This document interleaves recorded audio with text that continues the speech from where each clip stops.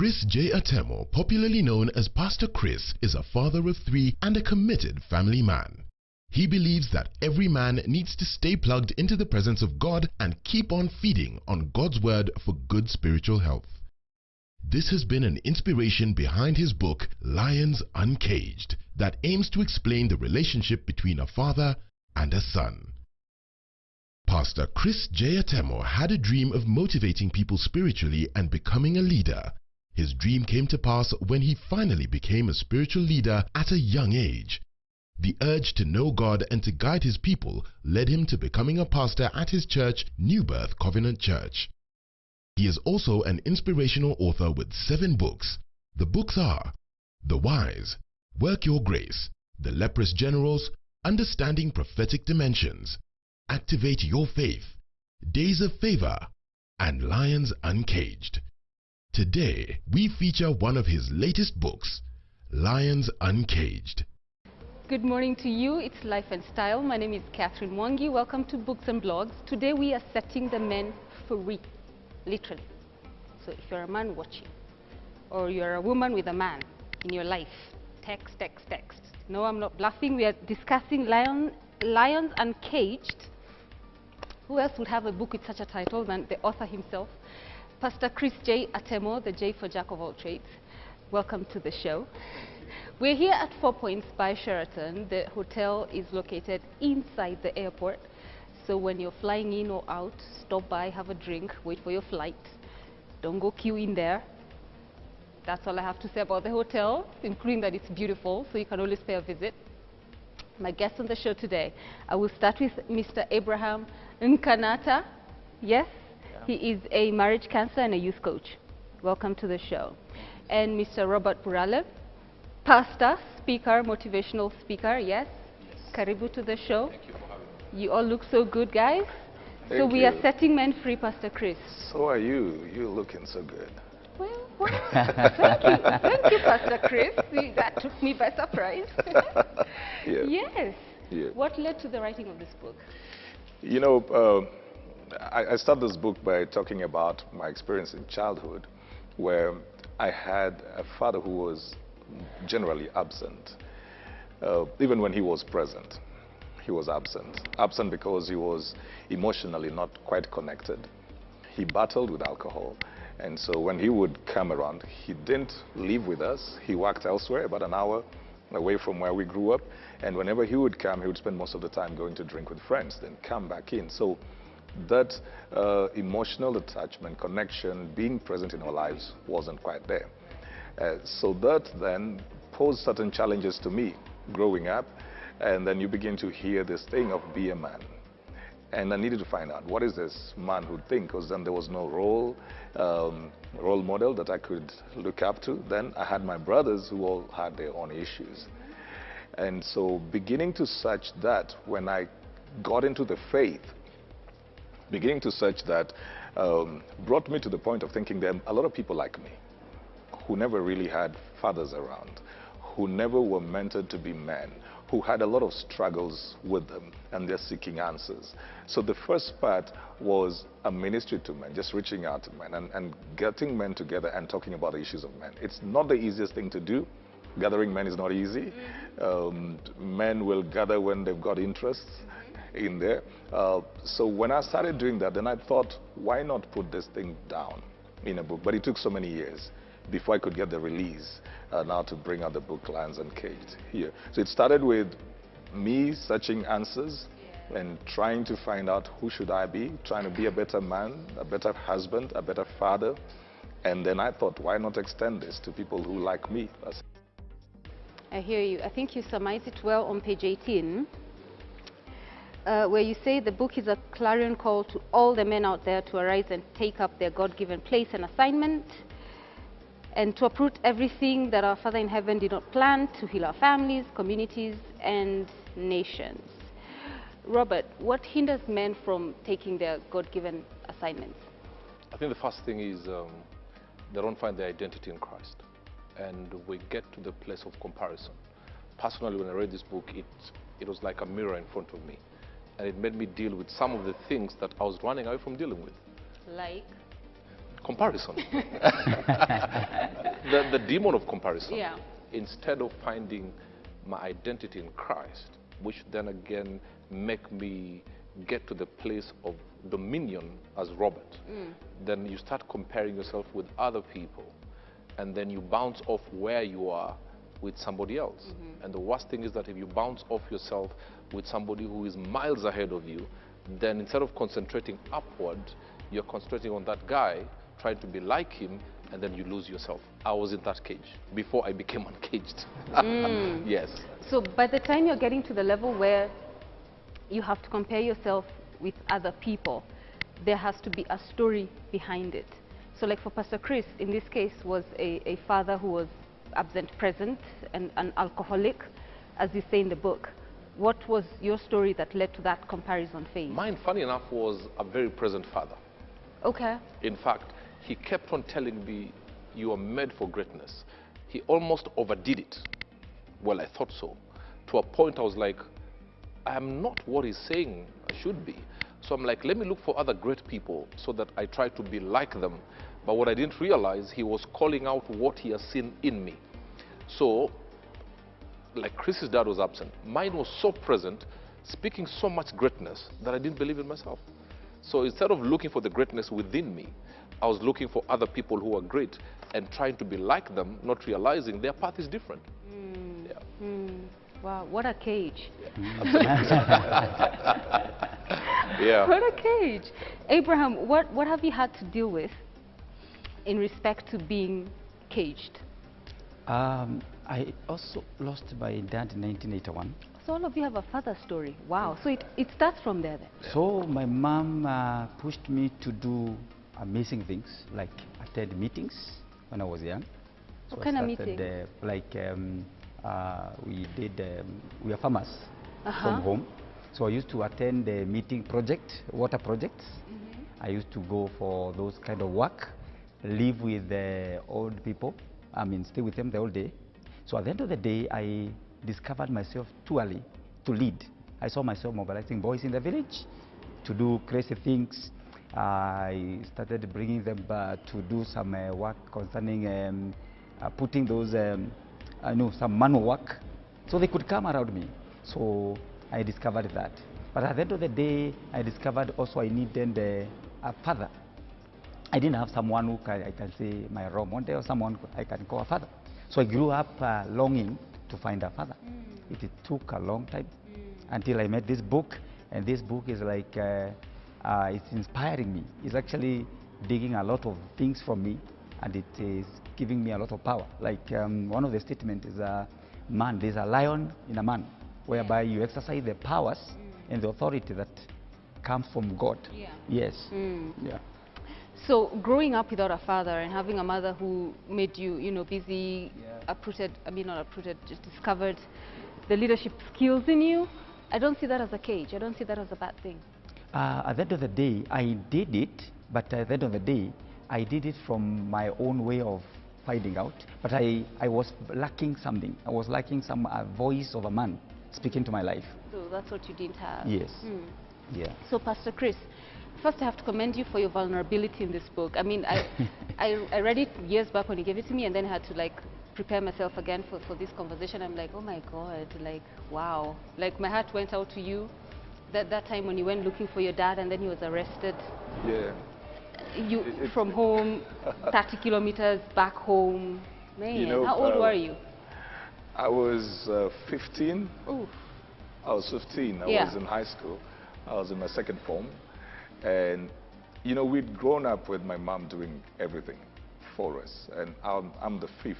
Yeah. And so my mom had done everything. Then she had taken up so many other people, other relatives, and she'd be taking them to school. My mom was big on education.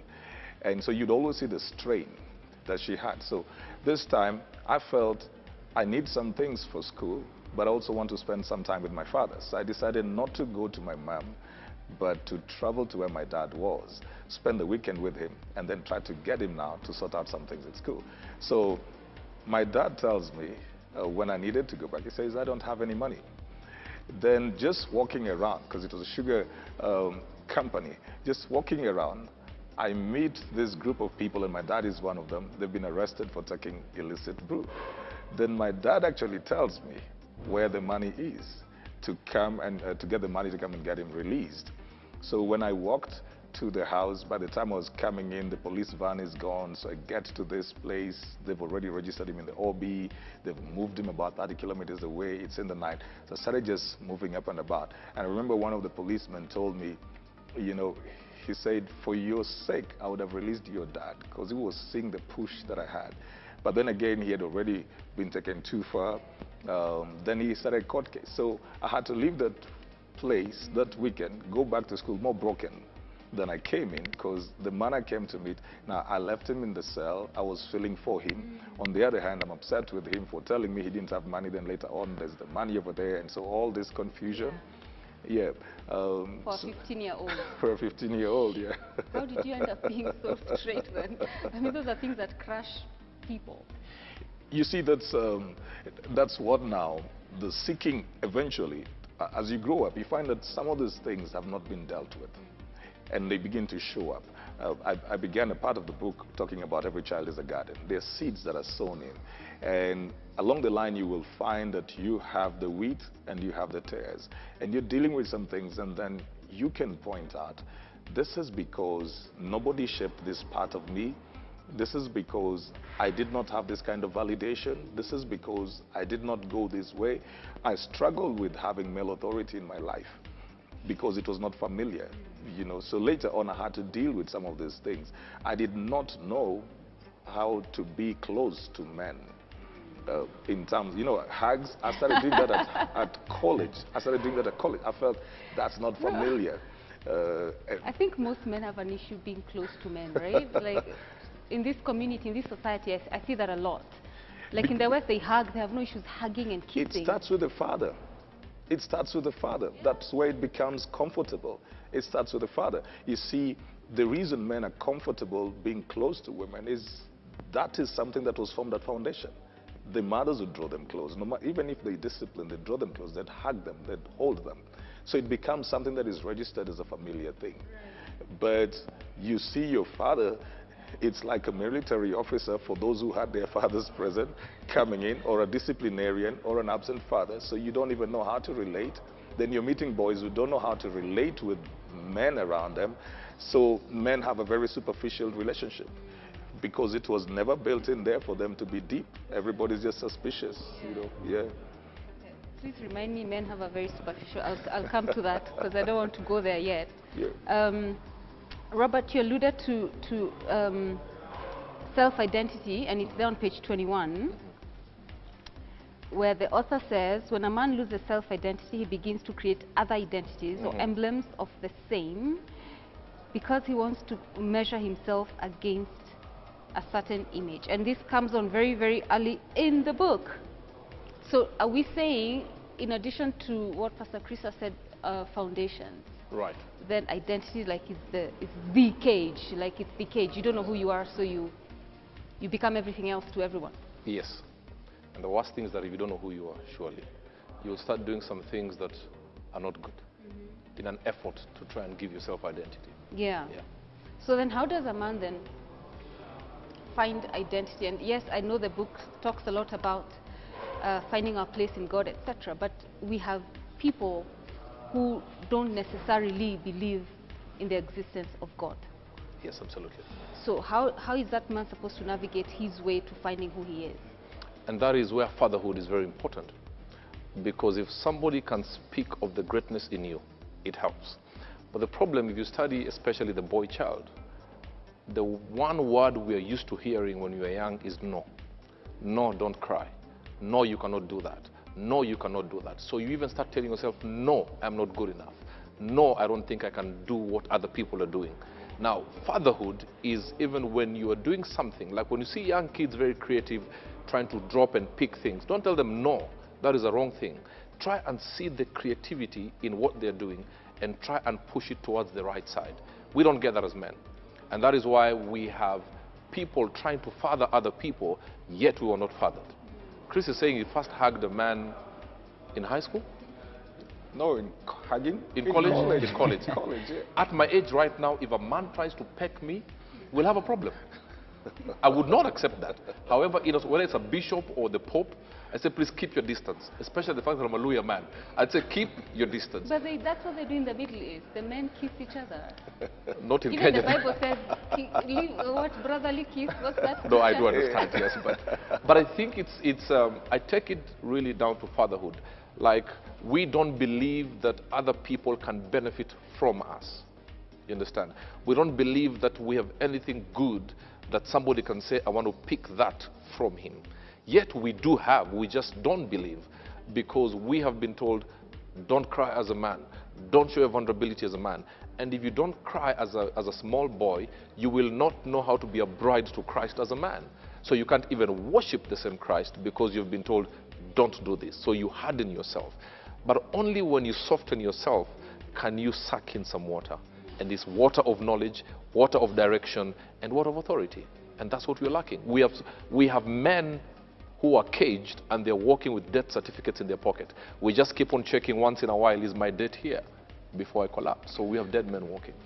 You know, I try with my sons. So every day, I wake up in the morning, if they're around, wake up in the morning, they know it's nearly a rule. They've got to give daddy a hug. In the evening before they go to bed, they know it's a rule. So my first son is so tall. Yeah. He's so tall, taller than myself, but it's like a rule. Because there's the other thing that people don't understand, that men also need affirmation in part of creating their identity. Everything men do, they are seeking affirmation somewhere. And if they don't get it from men, so sometimes they get it from a woman. That's why if you tell Abraham you're looking good, if a lady will say that, he will keep on dressing in a certain way because he subtly is looking for affirmation. That's how men love to be heroes. And this is why men always draw towards women for their affirmation, because other men don't know how to give men affirmation. So he'll find a woman who is stuck somewhere. He wants to be the hero. Why? Because he wants to hear the affirmation. My God, you're doing so well. This is how men even, and it's not a justification, but this is how men even leave their wives. Because he's in a house with a lady who will never say anything about what he's doing. He meets this very simple girl somewhere who thinks this man is a genius. So he's drawn towards that affirmation, because he just wants to hear that, my goodness, you are so intelligent. Your ideas are out of this world. So men also need affirmation. Yeah. And fathers, the part of fatherhood and mentors is also to bring that affirmation in the men. Yeah. We know that women want it from us. Yes. We don't sometimes acknowledge we need it, then we do everything for it. So you'll hear somebody trying to say, oh man, last night we drank till morning. He's trying to be a hero to some guys. That's how he's seeking it, but he's seeking it in a different way. Yeah. So for somebody else, he's going to seek all these girls because he's trying to prove to himself he's a powerful man. So there is that thing of affirmation that it builds somebody's identity. Right. Gotcha. Abraham, your work with the young people. Yes. As a youth coach, what have you found ails young men? Young in this case, maybe 18 to 25. When I meet boys, most of the time is that you find a lot of gaps in terms of upbringing.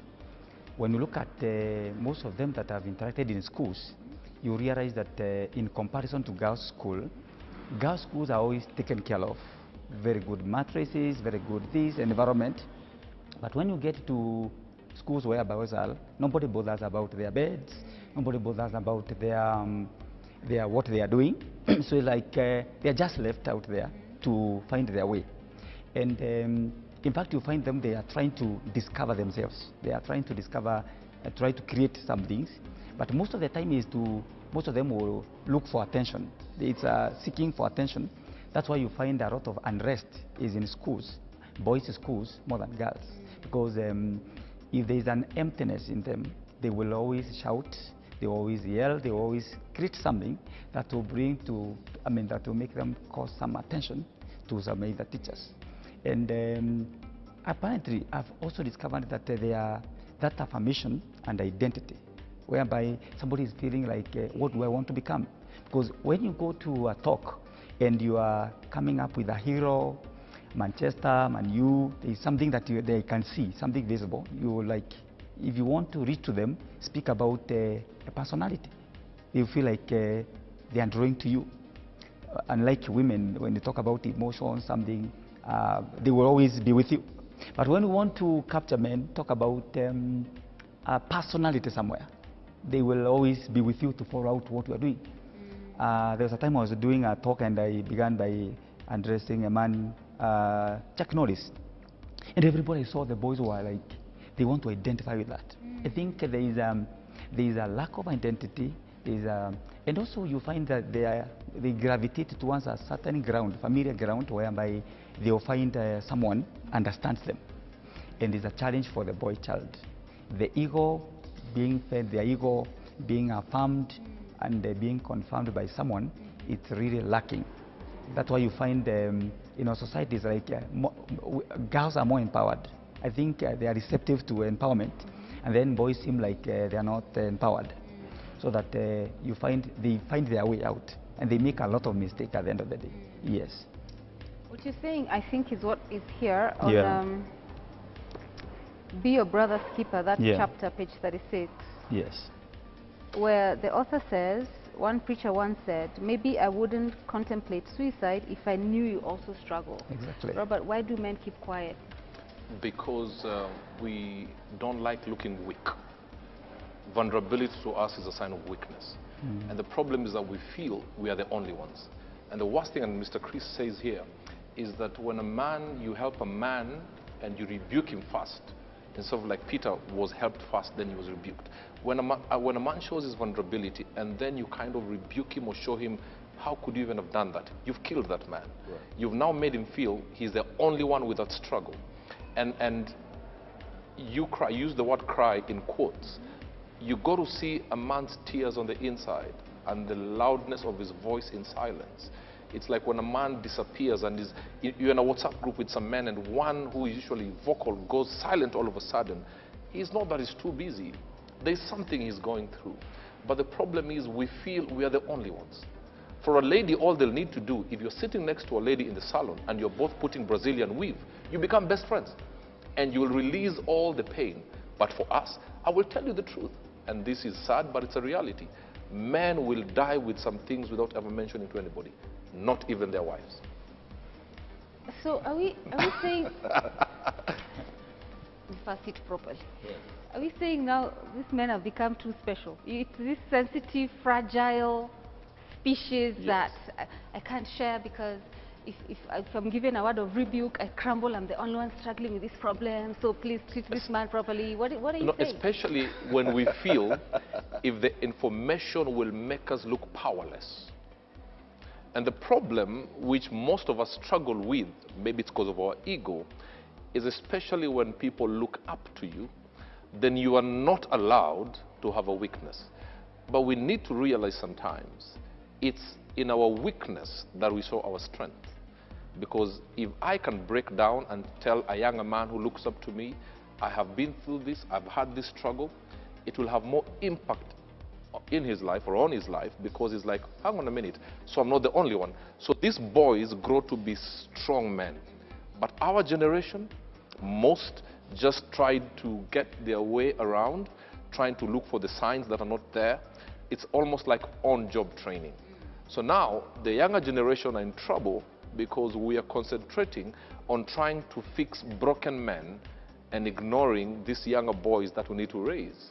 Right. So if the broken men at a certain level are not vulnerable enough to say the things they're struggling with, then we shouldn't be saying these boy-child problems because the people above them are not sharing, Pastor Chris. You know, it starts with the element of whether the man is safe enough. Because we put expectations. Now it's an egg. Is it an egg? It's not an egg. It has to incubate in certain conditions. No. You see, women define themselves mostly through relationships, men through the things that they do, and women handle failure better than men. Is it? Yes. Women handle failure better than men because they have permitted themselves to fail. They have given themselves that permission. The room to They Yeah. understand they can fail at something, cry about it, recoil, set records, and move on. Men generally, and what Abraham was talking about, you know, even when they're at the boys' stage in high schools, they're each trying to measure each other up. So everybody's trying to prove a point to the other. You know, they'll go to the gym, try to show who has muscles, who has a deeper voice, whose beard is growing. We always trying to outdo each other. And when you're in competition with the rest of the people, weakness is the last thing that you want to show. Right. So there has never been that space, and that is us as men. We don't allow each other to be weak. Yet we all apparently are weak, but we're trying to outdo each other in covering that weakness. So then that means when I'm failing, I might go through anything. You see, if a lady, for example, has a problem in her relationship, she'll sit with another and say, we're going through this. I could sit with Robert here, and my marriage is failing, and I'll want us to talk about Manu. I'll want us to talk about other things. The moment he comes into the area of my life that is like failure, you see a man doesn't want to engage because it is not something that is familiar to them. So I'm a believer that the failure that we have with men mostly is a failure in training, how we have trained men to be. Every man can be trained. It's how we have trained them to be. Ladies have been trained. Speak out, share, talk about it. Before we came on set, I was telling them that, you see, men did not learn domestic roles. The child is growing up, he has guns and toys and climbing trees and fighting and all over there. Nobody ever puts into this person's head, you're going to be a husband. This is how you treat a wife. You're going to be a father. This is how you treat your children. There's no domestic training.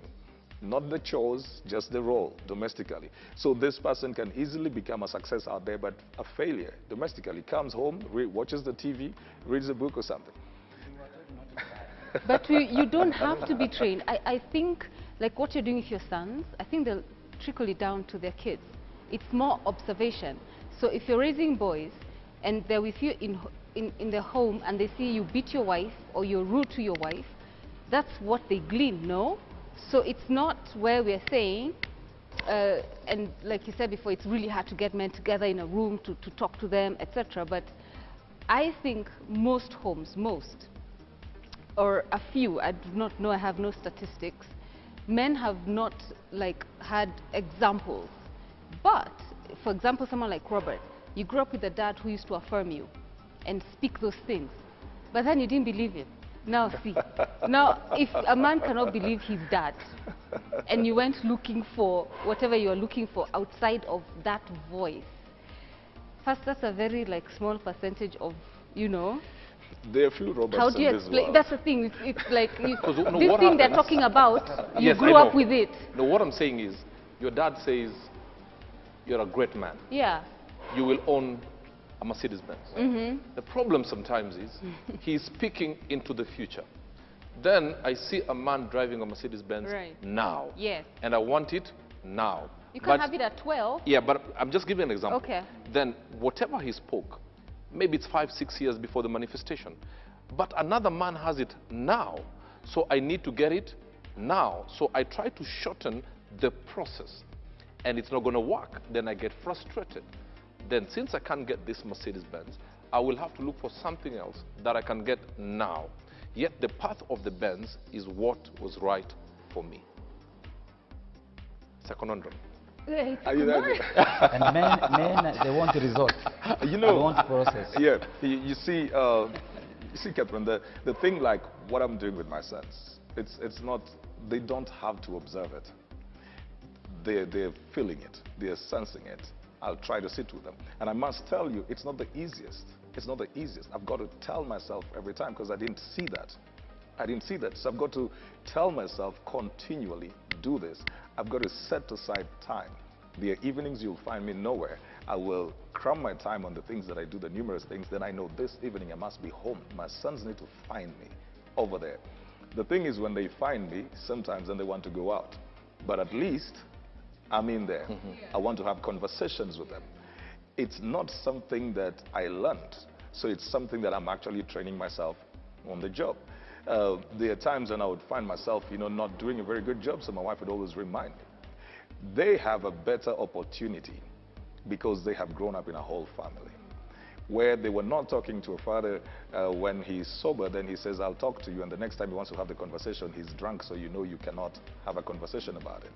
They're not growing up with a father who keeps on telling them, I don't have money. My father, he was a man. I give him credit because this book would never have come out if my father was not the person that he was. And I was angry with him for a very long time. And then eventually I realized, actually, this man gave me ministry.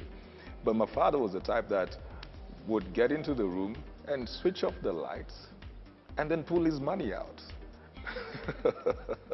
You would never see money in the open. So there's certain things that I had to break.